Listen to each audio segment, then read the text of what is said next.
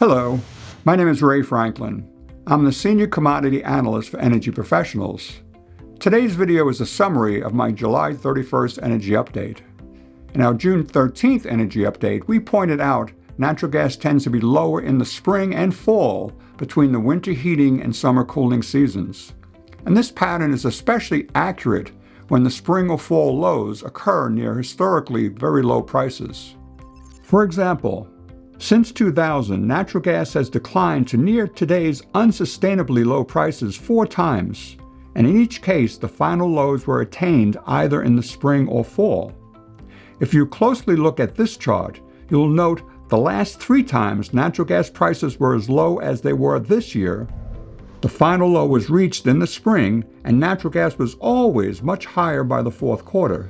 As we discussed in previous reports, natural gas did not remain at prices as low as they were this spring because they were below the cost of production, and natural gas exploration and production companies were no longer profitable near those low prices.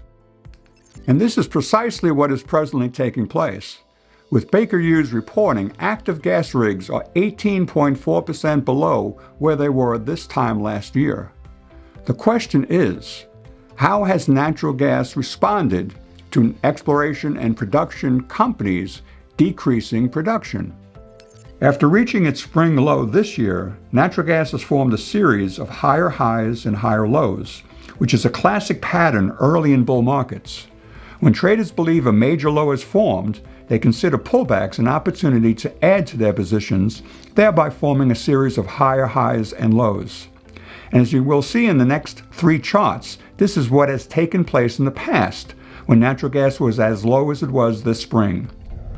In 2012, similar to this year, natural gas declined to its lowest price of the year in the spring, and then formed a pattern of higher highs and higher lows into the end of the year. In 2016, the same pattern was formed again, with the lowest price of the year attained in the spring. And similar to today, natural gas then formed a pattern of higher highs and higher lows into the end of the year.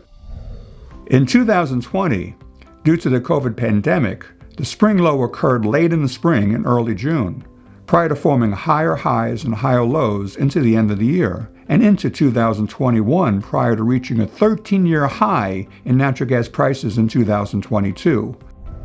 Past performance does not guarantee future results, but factors supporting higher natural gas prices in 2012, 2016, and 2020 are in place again today. There are times when prices must go higher simply because producers cannot continue to produce below the cost of production. Therefore, they are highly motivated to decrease production, leading to higher prices, so they can recoup lost revenue. With that being said, there is one caveat. As I said earlier, since 2000, when natural gas was as low as it was this year, the final low was always attained in either the spring or fall.